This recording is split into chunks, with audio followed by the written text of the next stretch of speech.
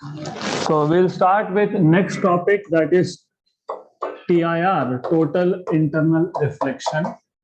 Very interesting concept and very easy as well. So total internal reflection, those who are online now, it is because of this phenomena. It is because of total internal reflection that you have access to high speed internet nowadays. So सबसे पहले, the idea is pretty simple. Let's take a material, and obviously this is denser medium. Total internal reflection का मतलब ही ये है कि light will be totally internally reflected, because as you know whenever light encounters an interface, it undergoes partial reflection and partial refraction. The light will be partially reflected and partially refracted. This will be true if light is traveling from rarer to denser. But when light travels from denser to rarer, for example यहाँ पे एक source of light रख देते हैं हम लोग, तो this is a point source and any point source will emit light in all direction. तो यहाँ से जो रे आएगा ये सीधा भी जा सकता है. सीधा जाना मतलब without any bending, without refraction. और ये विदाउट बेंडिंग क्यों जाएगा? It is very simple. From Snell's law, अगर आपको स्नेल्स लॉ याद है, you always measure angle with respect to normal, right? अगर इंसिडेंट रेडिएशन ये खुद नॉर्मली इंसिडेंट है, मतलब आई की वैल्यू है 0. एंड इफ यू रिमेंबर, ये मीडियम 1, ये मीडियम 2, तो μ1 sin i equal to μ2 sin r. Because i is 0, तो sin 0 इज 0, मतलब ये 0 आ गया. μ2 sin r, μ2 को डिवाइड कर दोगे तो sin r इक्वल टू 0, मतलब r इक्वल टू 0. मतलब जब एंगल ऑफ इंसिडेंस 0 होता है तो एंगल ऑफ रिफ्रैक्शन भी 0 होता है, which means the light will not bend as it is going from one medium to another. तो ये जो मैंने रे दिखाया है OA, it is going straight because angle of incidence. And by the way, मैंने आपको बताया था कि by default जो ओरिजिनल मीडियम है उसको मैं मीडियम 1 बोलूंगा, और लाइट जहां जा रहा है उसको मीडियम 2 बोलेंगे. तो as you see, light is incident normally. Normal incidence मतलब एंगल ऑफ इंसिडेंस इज 0, तो एंगल ऑफ रिफ्रैक्शन भी 0 होगा. Then if I take some another direction, let us take it over here, और यहाँ पे एक काम करते हैं, नॉर्मल ड्रॉ कर लेते हैं. तो now in this case light is travelling from denser to rare, but it is not incident normally, and it will bend away from normal, क्योंकि डेंसर टू रेयर है तो away from normal. So let us say this is angle of incidence I1 for example, और इसको बोल देते हैं R1. जैसे जैसे एंगल ऑफ इंसिडेंस बढ़ेगा वैसे वैसे angle of refraction will also increase. So angle of incidence बढ़ना मतलब एंगल ऑफ रिफ्रैक्शन भी बढ़ेगा, समथिंग लाइक दिस. तो this is what is going to happen.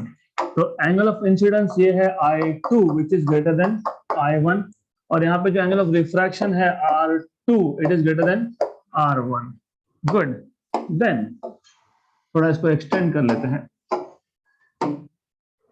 There will come a particular value of angle of incidence at which angle of refraction becomes 90 degree. तो एक particular angle of incidence होगा जिस angle of incidence पे, और angle of incidence कहाँ पे है? Inside denser medium. The angle of incidence inside denser medium for which angle of refraction in rarer medium is 90 degree. Such angle is called as critical angle. अब critical angle पे क्या हो रहा है कि जो रिफ्रैक्टेड बीम है ये ग्रेजिंग है, मतलब ये सरफेस को टच करके जा रहा है. The moment you increase angle, जैसे ही आपने angle greater than critical angle कर दिया, तो in that case the ray of light will totally internally reflect. तो द थिंग इज कि light will never be able to go out. तो this phenomena is called as total internal reflection. तो total internal reflection होने के लिए angle of incidence inside denser medium must be greater than critical angle, right? तो for this angle you will get, if angle of incidence I is greater than critical angle, you will get light to be totally internally reflected. We'll focus, हमारा focus रहेगा फिलहाल for the time being on critical angle, क्योंकि हमको critical angle का formula we are going to need this. It is very important for us. तो critical angle उसका formula derive करना है अगर, तो it is pretty simple thing. तो what I will do now is I just show critical angle. So we have a ray of light which is traveling from denser medium. It is incident at the interface at an angle which is called as critical angle, and the refracted ray goes grazing. तो ये है critical angle IC, और ये है R which is 90 degree, और ये है medium 1 तो refractive index mu1, ये है medium 2 तो refractive index mu2. यहाँ पे Snell's law अप्लाई कर दो. If you apply Snell's law here, what you will have, मैंने बताया था mu1 sine of angle in medium 1 equal to mu2 sine of angle in medium 2 which is 90. तो R बोलो तो R बोलो, बाद में 90 सब्स्टिट्यूट कर देना, तो 90, right. mu1 sin IC, mu2 rare medium है, मैं इस रेयर मीडियम को एयर मान लेता हूं. अगर एयर मान लिया तो mu2 की वैल्यू हो गई 1, तो you will have this as 1, and sin 90 is again 1. तो mu1 is 1 upon sin IC, और sin IC मतलब sin of critical angle is 1 upon mu1. तो यहां से आपको critical angle का इक्वेशन मिल जाएगा.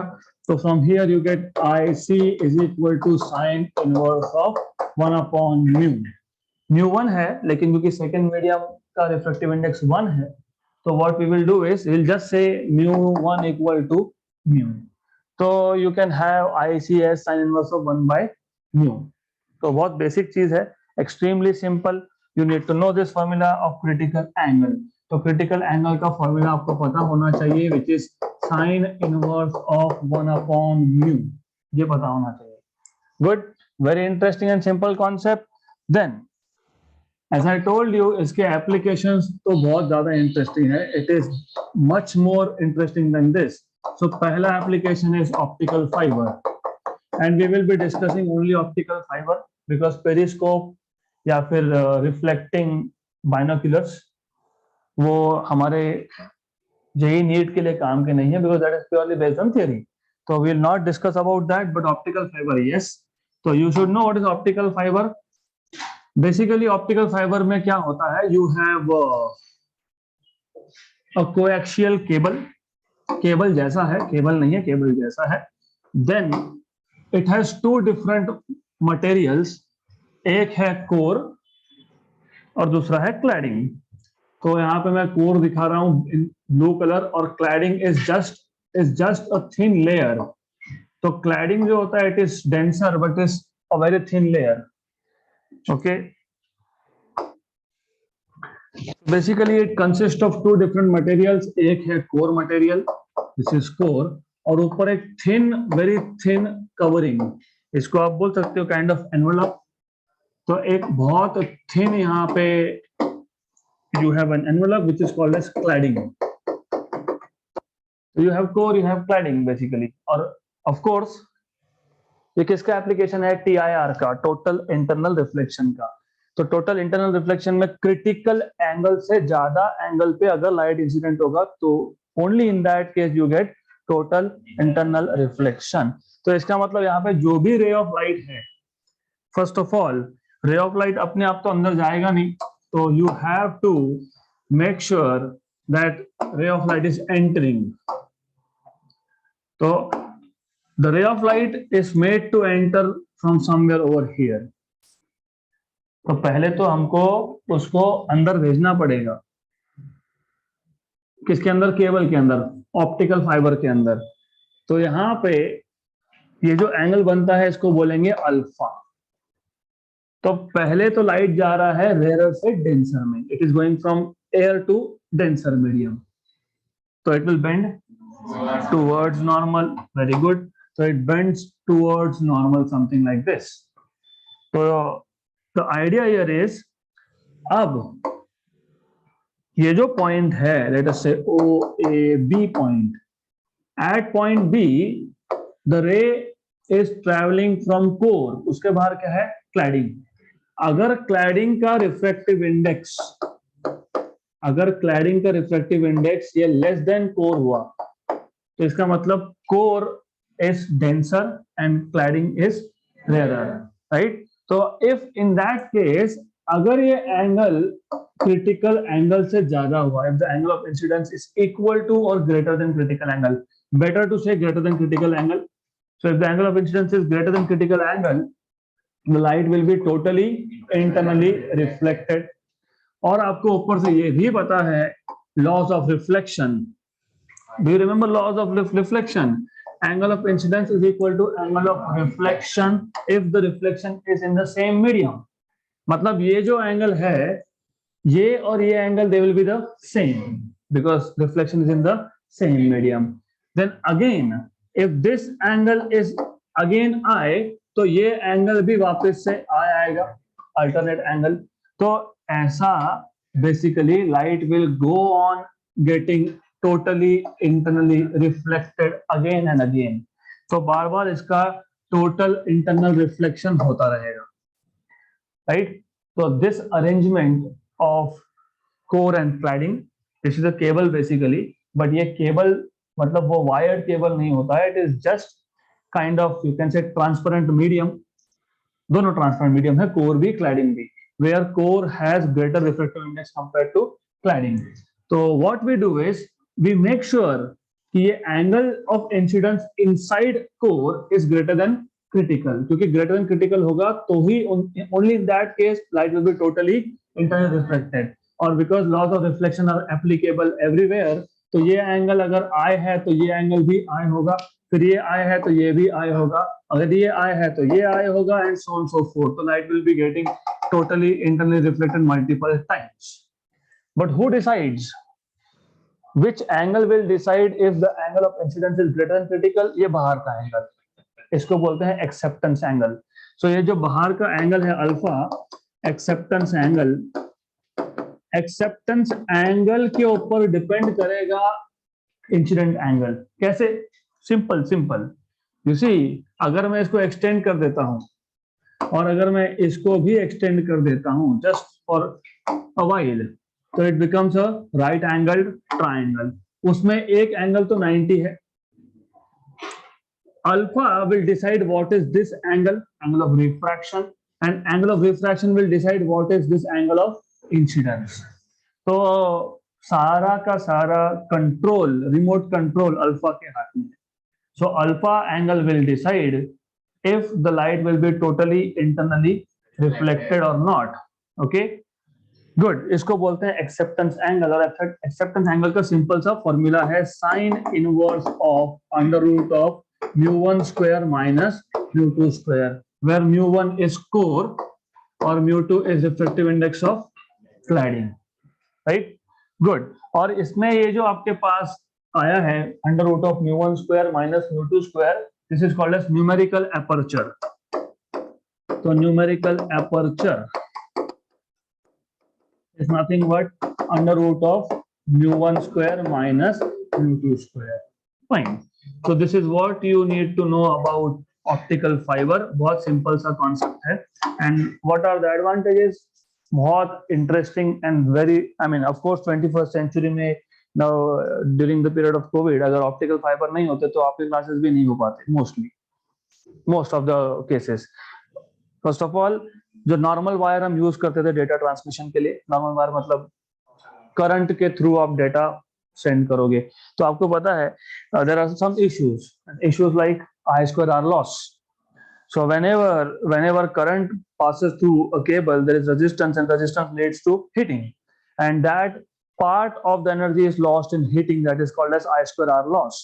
So that is why there are limitations for data speed यहाँ पे, और स्लो भी होगा क्योंकि करंट आपको अगर यहाँ से 1000 किलोमीटर दूर तक भेजना है सिग्नल, तो of course it will take time. Here number 1 there is no loss क्योंकि करंट है ही नहीं, तो what you are using is just electromagnetic radiation. ऊपर से आपको पता है electromagnetic radiation travels at a very high speed, नहीं 10 to 10 power 8 ये होता है वैक्यूम या एयर में, this is not vacuum, but you can still find out simple. कैसे? रिफ्रैक्टिव इंडेक्स का डेफिनेशन पता है आपको, C by V, तो V is C by mu। अगर हम मान लेते हैं जस्ट फॉर एन एग्जांपल ये कोर ग्लास का बना है, वो तो एक्चुअली ग्लास नहीं होता है, it is 1.7 something something, because glass होता तो ग्लास इज ब्रिटल, टूट जाएगा, और टूट जाता तो फिर ये वो टर्न कैसे लेते हैं वायर को, राइट? तो लेट अस से जस्ट फॉर एन एग्जांपल कि चलो मान लो ग्लास है, मान लेते हैं ग्लास है 3 into 10 power 8, this is 1.5 for glass, 2 into 10 power 8 meter per second, so it is like 2 lakh kilometer per second. So that is an advantage of using optical fiber. Good, no loss and high speed. So that is how you get high speed data now. Even in our city you can get up to 1 gigabytes per second. So that's it. Next thing is, as I told you, बाकी फिर prism binoculars भी होते हैं. मैं सिर्फ आपको basic structure बता देता हूँ. And then there is something called as periscope. So I'll just tell you quickly what is periscope. So for example, if you know, पहले तो problem क्या है वो समझ लो, फिर उसका solution निकालेंगे. The issue is, if you know submarines, so submarines, they are normally at a very good depth inside sea or ocean. So if we have a submarine inside water, of course it is inside water. तो problem क्या है कि now the thing is, हमें अगर बाहर का देखना है, फॉर एग्जांपल फॉर ह्यूमंस, हमारे लिए when we stand on a flat ground, flat surface, what is your angle of vision? How much? You can see through half hemisphere, 180 degree. मतलब आप एक पूरे हेमिस्फीयर, हाफ ना हेमिस्फीयर में आप देख सकते हो. तो but problem is when you are inside water, submarine fish, yeah, you yourself inside water, so you cannot have vision of some object which is at very large distance. क्यों? क्योंकि क्या होगा, एक पर्टिकुलर एंगल के बाद the light will be totally internally reflected. तो ऐसा है कि आपका एंगल या फिर फिश का angle, it is restricted because of this limitation. तो सबमरीन अगर अंदर है, पानी में है, तो प्रॉब्लम ये है कि सबमरीन और anything inside the water, they have a limited field of view, that is through a cone. एक कोन में ही दिखेगा, कोन के बाहर का कुछ नहीं देख सकते because of total internal reflection. तो प्रॉब्लम इज, फिश का तो कोई इशू नहीं है, लेकिन yes we humans have issues here. Why? Because of course you know, हमारा अगर एनिमी शिप है वहां पे, so if you have some enemy ship there, right there, how are you supposed to see that ship? नहीं देख सकते ना, क्योंकि वो हमारे फील्ड ऑफ विजन के बहुत बाहर है. तो फिर वो अगर पास में आ गया, we cannot wait, क्योंकि उनका भी they also have echo sounders, तो उनको भी पता लगेगा कि you are there. So you cannot wait for the ship to enter our field of view. You cannot just wait, right? तो फिर क्या करते हैं, फिर we use periscope. What is periscope basically? You must have seen this in, I remember there was some cartoon series DuckTales. I don't know if you have seen that or not. तो इसमें क्या करते हैं कि they put a pipe. So there is a pipe, something like this. इसको periscope बोलते हैं वैसे, by the way. You can look from this particular part. So they put some tubes outside. अब होता क्या है कि यहाँ पे they will place 2 prisms. तो यहाँ पे prism लगा देते हैं. So you have a prism over here and 1 prism over here. So these are right angled prism. So light from object comes, hits one side of the prism, and then यहाँ पे the angle of the prism is set in such a way that कि यहाँ पे ये light prism के अंदर it will get totally internally reflected and then it comes back directly here. Good. अब क्या होता है कि वापस से यहाँ पे और एक प्रिज्म लगा देते हैं and again the light gets totally internally reflected. So there is this TIR twice and then you can see from here. So such an arrangement in which you use total internal reflection is called as periscope, right? तो देखो बहुत काम का है, even in like, and of course wars में, defense system में तो सबसे ज्यादा physics यूज होता है, तो you need to know this. And another one was like prism binoculars, क्योंकि अगर आपने binoculars यूज किया होगा तो there is of course a problem. What is the problem there? You should know field of vision. It has a restricted field of vision. क्यों? क्योंकि it has binoculars has lenses, है ना, eyepiece और objective. तो problem क्या हो जाता है यहाँ पे कि you cannot increase the distance between two lens of the eyepiece. जहां से आप देखते हो तो मान लो it has some limitations. तो this is one and then you have another one. अब समझ लेना, यहाँ पे एक है, यहाँ पे दूसरा होगा, so on so forth. I am not drawing diagram up to the mark, सिर्फ समझ लेना. You have something like this. Okay, good. So what happens in this case? There is some problem over here. ऐसा है कि अगर आपको ज्यादा vision चाहिए तो वो जो दो सेट है उसको दूर करना पड़ेगा, डिस्टेंस बढ़ाना पड़ेगा. वो तो तुम कर दोगे, आंखों का डिस्टेंस कैसे बढ़ाओगे? You can not say okay shift for a while. तो वैसा होता नहीं है. तो what we do in this case is again we use prisms inside this. तो प्रिज्म कैसे यूज करते हैं वो समझ लो.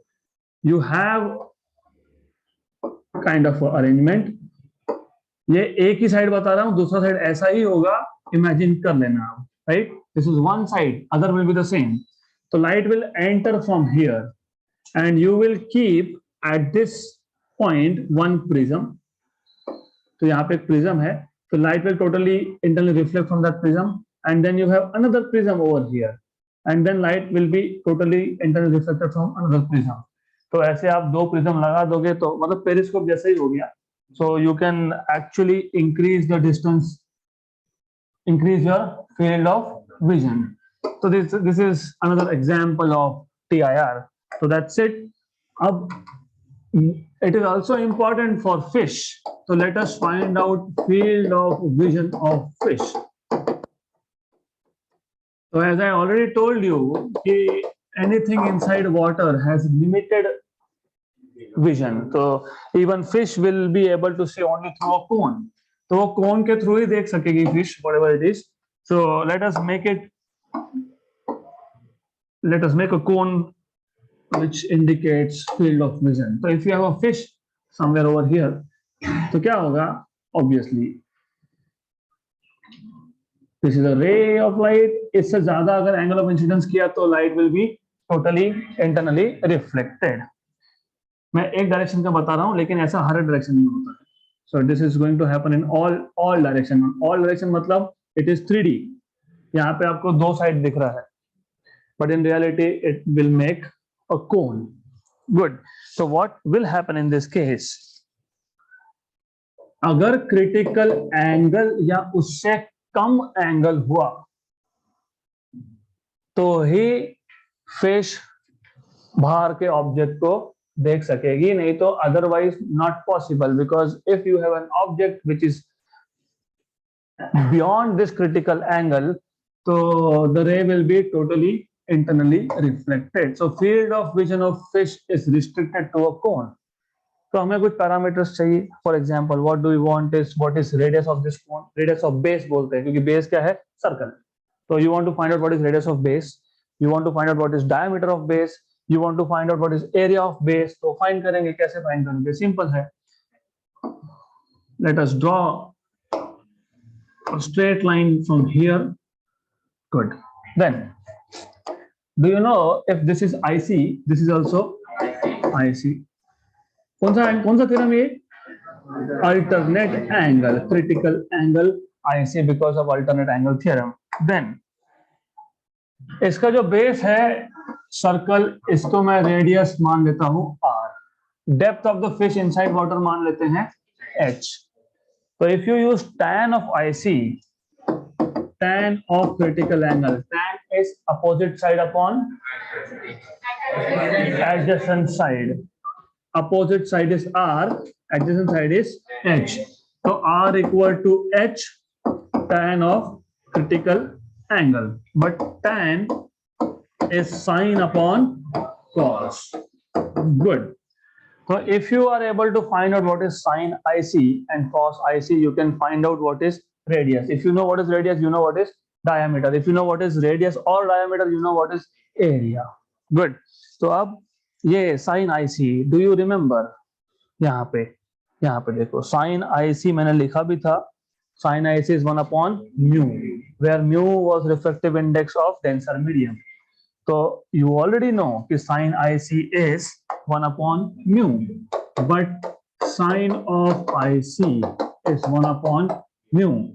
और अभी कॉस तो नहीं है, फिर कॉस कैसे फाइंड करेंगे? Trigonometry, which is the trigonometric identity that you will be using, sin square theta plus cos square theta equal to 1. So you will say cos square IC is 1 minus sin square IC. Very good. So 1 minus 1 by mu square. So mu square minus 1 by mu square. तो ये आ गया आपके पास cos square of critical angle. तो cos of critical angle will be under root of mu square minus 1 upon mu. नहीं, root ले लिया मैंने तो म्यू आ गया। गुड। तो ये है equation number late us say 1, this is equation number 2, equation number 3। Substitute equation number 2 and 3 in equation number 1। तो आपको क्या मिल जाएगा यहाँ से? r इज h sin IC is 1 by mu upon cos under root of mu square minus 1 upon जाएगा ऊपर कैंसिल। तो r equal to h upon under root of mu square minus 1। ये मिल गया radius of base, and base is circle of course. तो ये आ गया equation number 4। Area of the base चाहिए, तो area is pi R square, इसका स्क्वायर कर दो तो pi h square upon mu square minus 1। This is what you will get, right? तो now you know that it's not only about fish, it is also about submarine. जो कोई भी पानी के अंदर होगा उसके लिए field of vision is just a cone, so it's not a hemisphere जैसे हमारा होता है। when you stand on the surface of earth you can actually look through a hemisphere, but when you are inside water you can just look through a cone।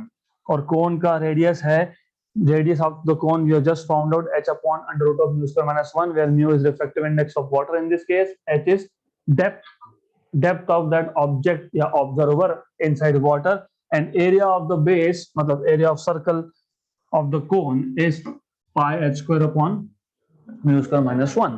good। अब हमको normally तो पता ही है, normally क्या होगा? Normally पानी के अंदर ही होगी फिश, सबमरीन भी पानी में ही होगा, राइट? नॉर्मली तो यही होने वाला है ना।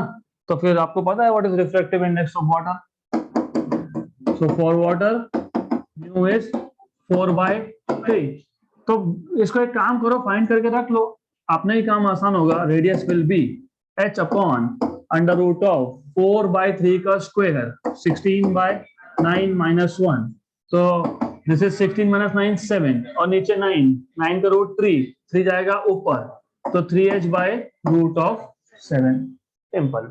तो अगर अगली बार आपको बताया होगा पूछा होगा what is the radius of base of the cone, है ना, formed by a fish, whatever it is, formed by vision of the fish.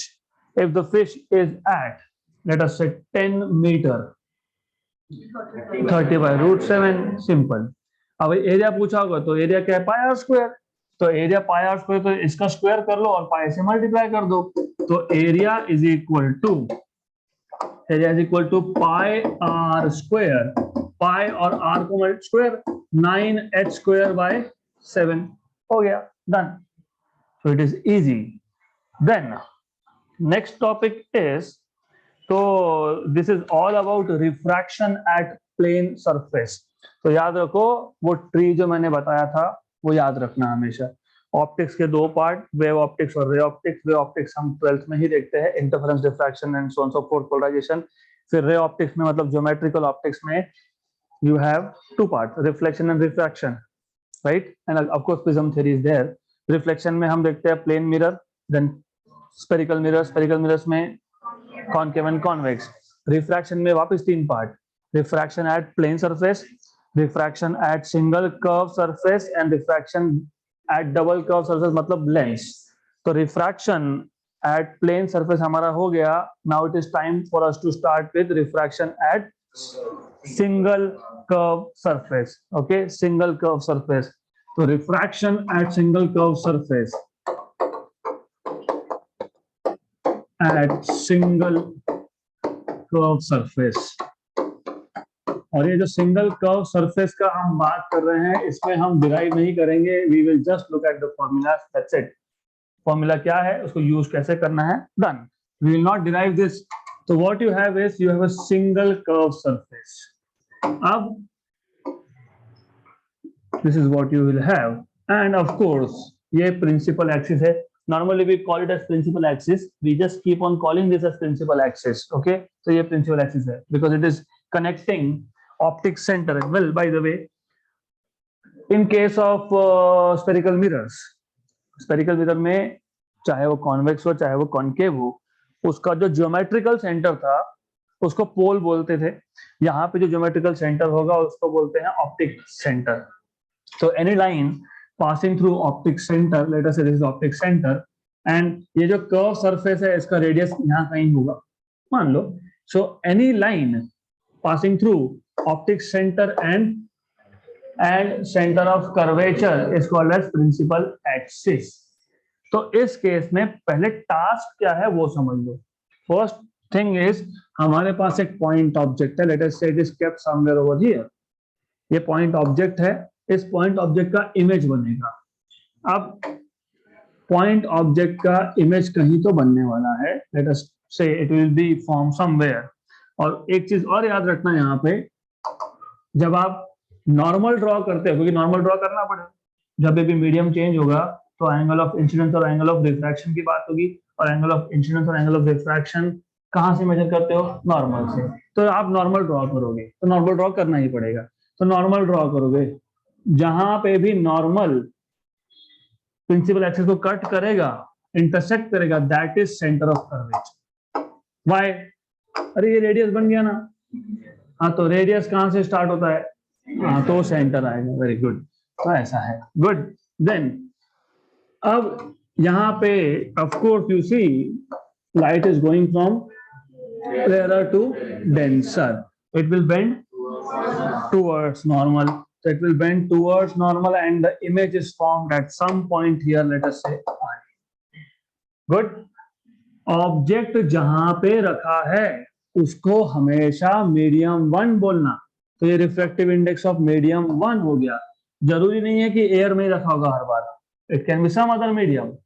और इमेज जहां बना है उसको मीडियम 2 बोलेंगे, this is refractive index of medium 2 mu 2।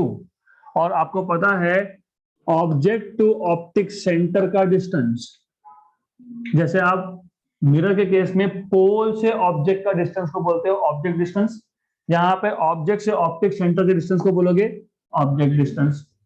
Similarly optic centre से जहां पे इमेज बनेगा उसको बोलोगे इमेज डिस्टेंस। ऑप्टिक सेंटर से सेंटर ऑफ कर्वेचर तक का डिस्टेंस होगा radius. Good. This angle let us say is alpha. I am following the notation of your book. और ये जो एंगल इसको हम बोलते हैं बीटा, और ये जो एंगल इसको बोलते हैं हम लोग डेल्टा, राइट। तो ultimately refraction at single curved surface, इस केस में आपको क्या चाहिए, इसमें आपको as you remember, if you remember of course, mirror equation याद होगा आपको। क्या था mirror equation? 1/f equal to 1/v plus 1/u। Very good. तो नॉर्मली उस केस में 1/f 1/v 1/u ऐसा रिलेशन था। क्यों था? क्योंकि उसमें 3 चीजें इंपॉर्टेंट थी। कौन कौन से? Focal length, image distance, object distance. तीनों में से कम 2 पता होना चाहिए to find out third one, right. Now in this case focal length की बात ही नहीं है, you're not talking about focal length anywhere, but you're talking about object distance, image distance, radius.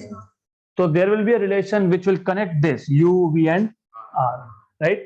Also in case of mirror, हमने वहां पे mu1 mu2 की बात नहीं की, क्योंकि वहां पे as you know mirror is reflecting surface, वहां पे ray of light medium change करता ही नहीं है, तो वहां पे you don't talk about refractive index anywhere। लेकिन यहाँ पे light is going from one medium to another, so now you will have 2 extra parameters, mu1 and mu2। तो ऐसा इक्वेशन जो mu1 mu2 u v और r को connect करेगा उसको आप बोलोगे formula for refraction at single curve surface. और याद रखना बहुत इजी है, you just need to remember this trick। refractive index of the medium where image is formed, क्या बना? minus refractive index of medium where object was kept mu1 upon radius of curvature, refractive index of medium where image is formed upon image distance minus refractive index of medium where object is kept upon object distance. This is how you are supposed to remember this, right? Mu2 minus mu1 by r equal to mu2 by v minus mu1 by u, right? तो याद रखना, पहले हमेशा लिख रहे हो refractive index of medium, second नहीं, क्योंकि सेकंड बोलना it will and up in confusion, क्योंकि ऐसा भी हो सकता था कि इमेज सेकंड मीडियम में बना ही नहीं, पहले मीडियम में बना, तो ऐसा भी हो सकता है। ऑब्जेक्ट मैं वहां रख दूंगा, object I can keep inside denser medium, रख सकते हैं ना, तो that is why you need to remember this way. और एक चीज है स्पेशली फॉर 11th स्टैंडर्ड, क्योंकि आपको लेंस फॉर्मूला डिराइव करना पड़ेगा as for state board is concern. तो स्टेट बोर्ड के केस में अगर आपको याद होगा, जब आप, हम आएंगे इस टॉपिक पे, जब आप लेंस की बात करते हो तो ऑब्जेक्ट यहां होता है, राइट, फिर ऐसा रह गया, फिर आप बोलते हो कि अगर सेकेंड सरफेस नहीं होता, इन केस कि सेकेंड सरफेस मिसिंग होता, तो फिर इमेज बनता आई पे, राइट। तो फिर इस केस में ऑब्जेक्ट हो गया मीडियम 1 में, एयर में, और इमेज हो गया मीडियम 2 में, राइट। लेकिन ऐसा तो है नहीं, दूसरा सरफेस भी है, तो ये जो इमेज बनने वाला था, जो बना नहीं, जो बनने वाला था अगर सेकेंड सरफेस नहीं होता तो, राइट, तो ये जो इमेज है it acts as virtual object for surface 2, तो ये सेकेंड सरफेस के लिए वर्चुअल ऑब्जेक्ट जैसे रहता है। फिर अब सेकेंड सरफेस के लिए ये वर्चुअल ऑब्जेक्ट है, तो अभी ऑब्जेक्ट कौन से मीडियम में है?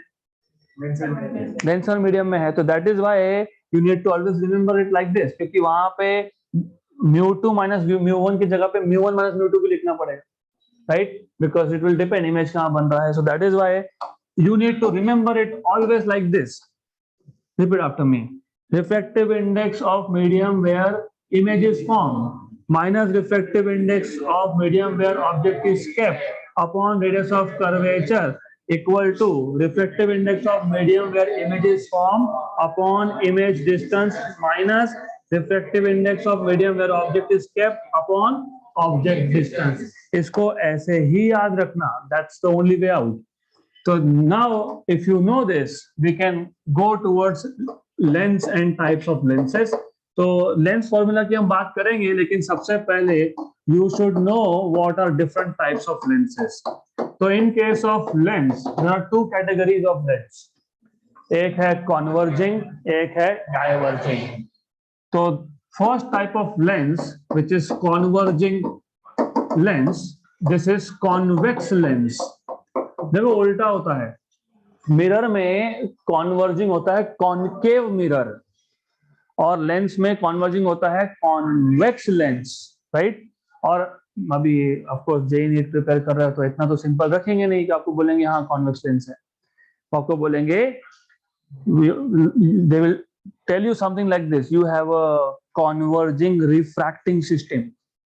कॉन्वर्जिंग रिफ्रैक्टिंग सिस्टम मतलब convex lens, converging reflecting system, concave mirror, right। तो रिफ्रैक्टिंग और रिफ्लेक्टिंग अच्छे से पढ़ना। अब इसमें और टाइप्स है, you have 3 types of convex।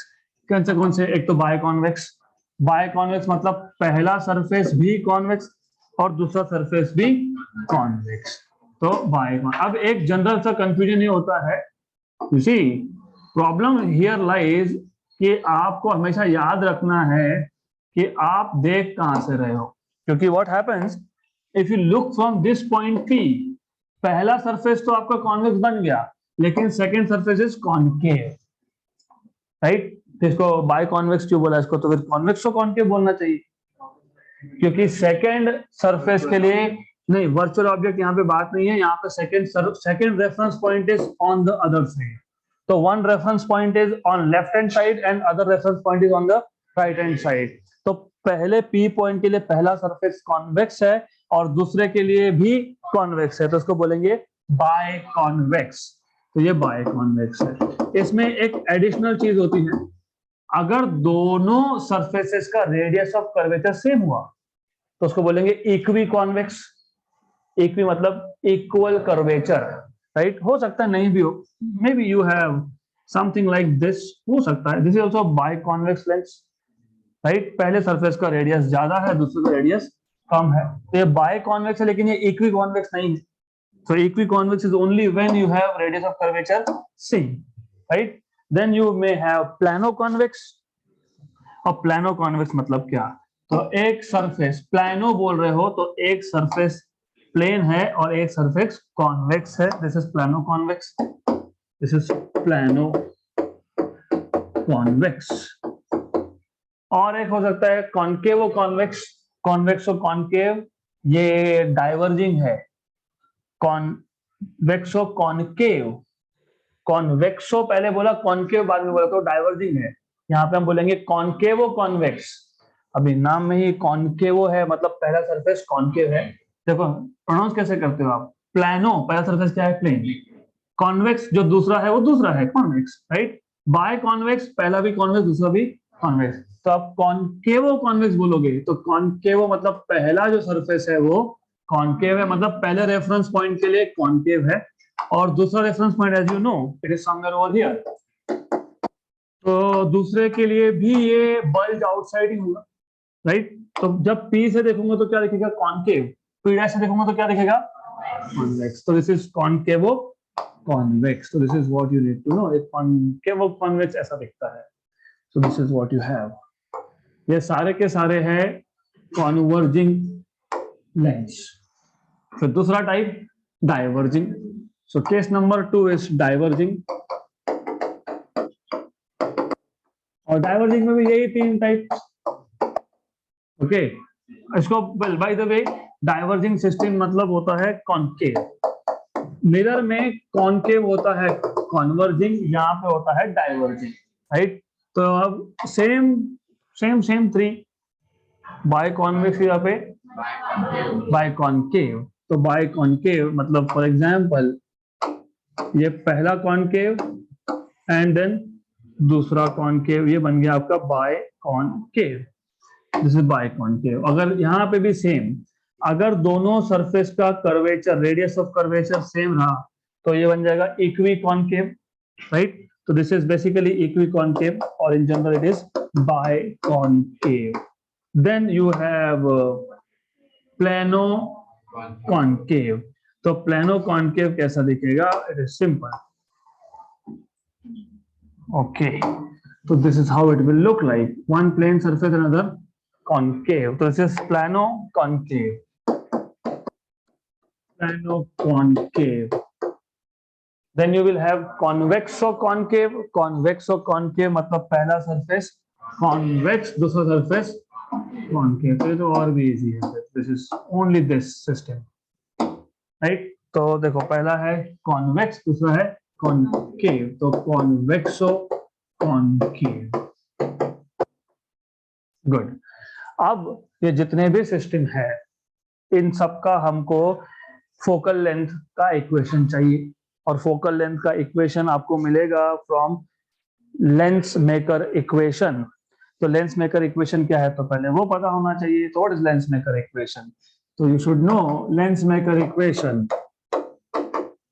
Lens maker equation, और ये लेंस मेकर इक्वेशन डिराइव कहां से होता है? तो मैंने बता दिया था आपको, refraction at single curve surface, ये 2 बार अप्लाई करते हो and you finally get 1/f equal to μ2 by μ1 minus 1 upon r1 minus 1 upon r2. This is lens makers equation. Then अभी आपको to be very precise the cases that you will need to know is, हमारे पास जो specific cases है पहले हम वो देख लेंगे and then we will talk about image formation. So anyways जो भी है don't look at the sequence, कोई फर्क नहीं पड़ता है, फाइन, राइट? अब पहला लेंस कौन सा था हमारे पास? By convex. अब अगर मैं बाय कॉन्वेक्स की बात करता हूं and under the assumption you should know what is μ2 and what is μ1. What is μ2 and μ1? μ2 is refractive index of material of the lens and μ1 is a surrounding medium. तो ये पता होना चाहिए. Normally under normal use जैसे I am using some, है ना, चश्मा मतलब क्या, लेंस, ओके, राइट। और of course 90% of those who are wearing glasses, assuming okay, this is not just for style purpose, assuming under the assumption, so most of you don't see objects which are far away clearly, so you are suffering from a disease in which you cannot see things which are far away, right? Myopia, right? क्या बोलते हैं इसको, short sightedness की long sightedness? ओ, long sightedness तो दूर का दिखना चाहिए ना, short sighted, okay, good. So the thing is, you will have, I mean, of course, somewhere on that paper that you get from a doctor, उस पर लिखा होता है माइनस पावर का lens, -2, -2.5, whatever it is. Minus मतलब वो होता है पावर, माइनस मतलब power is 1 upon focal length, 1 upon focal length, okay. तो वो जो पावर लिखते हैं वो डायोप्टर में होता है, I will talk about that also, but you need to know that you are using minus power आया मतलब you are using diverging.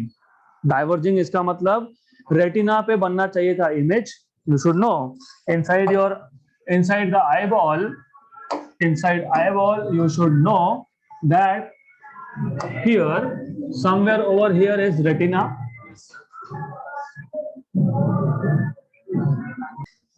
So if you know, it is just a rough diagram, do not take it like कि ऐसा ही होता है.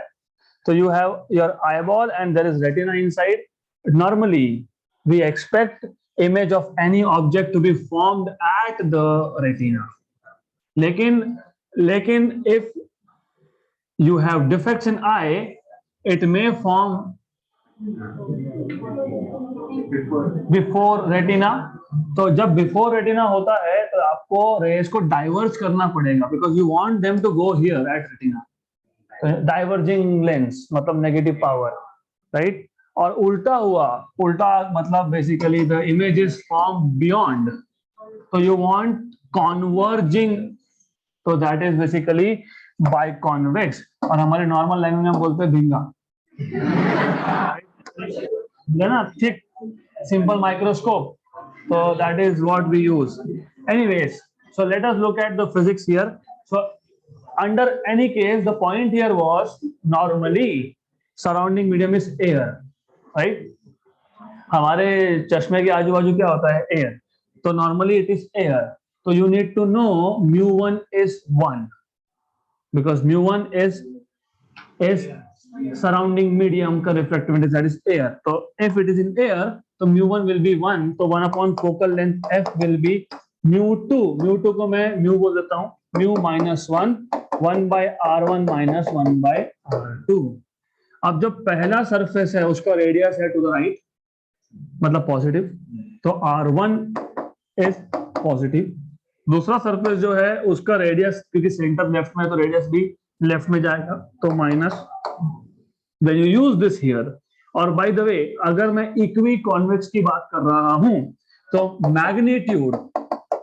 Magnitude is the same, right. तो ये आ जाएगा 1 by f equal to mu -1, 1 by r, r1 positive, minus 1 by r, minus क्योंकि r2 is negative, तो 1 by r minus of minus मतलब plus, 1 by r plus 1 by r is 2 by r, तो 1 by f equal to mu -1 और यहाँ पे आएगा 2 by r, तो f will be equal to 2, मतलब r upon 2 times of mu -1. Now if this lens happen to be made up of glass, अगर glass का बना होगा तो म्यू की वैल्यू 1.5 होती है ग्लास के लिए, so for glass mu is equal to 1.5, that is 3 by 2 of course, so f equal to r upon 2, or this is 1.5 minus 1 मतलब 0.5, 0.5 into 2 is 1, f equal to, mirror में f equal to r by 2 था, यहाँ पे f equal to r है, किसके लिए, by convex में भी इक्वी कॉन्वेक्स का केस, तो फॉर इक्वी कॉन्वेक्स, तो अगर ऐसा क्वेश्चन आया for equi convex lens made up of glass, refractive index 1.5, what is the focal length if the radius of curvature is 10 centimeter? 10 centimeter, but terms and conditions are there. Number 1, lens का surrounding medium होना चाहिए air, Number 2, it should be made up of glass which has refractive index of 1.5. Number 3, R1 equal to R2, मतलब equiconvex की बात कर रहे हो, you cannot apply it anywhere you want. Okay, तो ये है पहला आ गया बायकॉन्वेक्स का. अब बात कर रहे थे प्लानोकॉन्वेक्स की. तो प्लानोकॉन्वेक्स के केस में पहला सरफेस प्लेन, और प्लेन सरफेस का वी डोंट केयर कि वो पॉजिटिव साइड में ले रहे हो कि नेगेटिव साइड में ले रहे हो, क्योंकि वो अल्टीमेटली इंफिनिटी होगा. प्लेन सरफेस का रेडियस इंफिनिटी होता है क्योंकि उसका सेंटर भी इंफिनिटी डिस्टेंस पे होता है. But second surface here negative, R2 will be negative R, late us से माइनस R, क्योंकि ये टू द लेफ्ट है तो माइनस R. तो you will have 1 by F equal to mu minus 1 by R1 infinity minus of minus, right. तो 1 by F equal to mu minus 1 by infinity 0. So F equal to R upon mu minus 1. Now if it is made up of glass, तो glass का होगा तो फिर you will get F equal to R upon 1.5 minus 1 मतलब 0.5, R upon 0.5 मतलब 2, so it is 2R. So for plano-convex it is 2R, right? Good. So simple. Then you may have other cases. Concavo-convex. Concavo-convex. This is what you have. इस case में पहला surface R1 negative, दूसरा surface R2 भी negative, दोनों negative and negative, right. तो in this case if I take कि दोनों के दोनों सरफेसेस ये कॉनकेवो-कॉन्वेक्स है, कॉनकेवो एंड कॉन्वेक्स.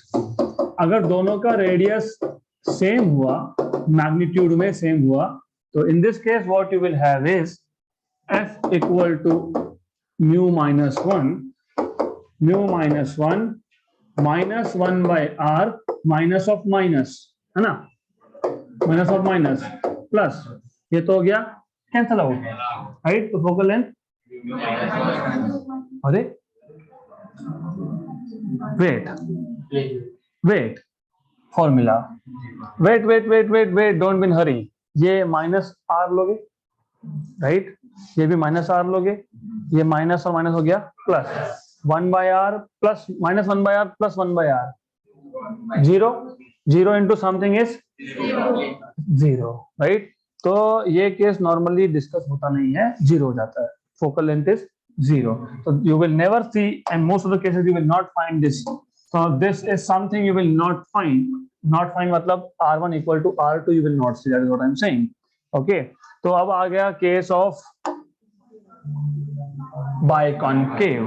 तो बायकॉन्केव, नॉट बायकॉन्वेक्स, हो गया बायकॉन्वेक्स, बायकॉन्केव. अब पहला सरफेस और दूसरा surface, R1 is negative and R2 is positive. और अगर मैं यहाँ पे वापस से mod of R1 equal to mod of R2 equal to R लेता हूँ, तो 1 by F mu minus 1 by R1, but R1 is negative, तो माइनस R माइनस ये प्लस R, राइट. तो this is minus mu 2 times R. तो आ गया आपके पास F यहां से, तो you will have F equal to R upon minus R upon 2 times of mu minus 1. That is what I was telling you, right? कि negative आएगा यहाँ पे. और if now you put mu equal to 1.5, if you have mu equal to 1.5, ज्यादा सोचना नहीं, F equal to minus R, right? तो इतना ही डिफरेंस है. वहां पे F equal to R बनता है, यहाँ पे F equal to minus R बनता है. Plano-convex में, in the case of plano-convex, you had F equal to 2R. In the case of plano-concave,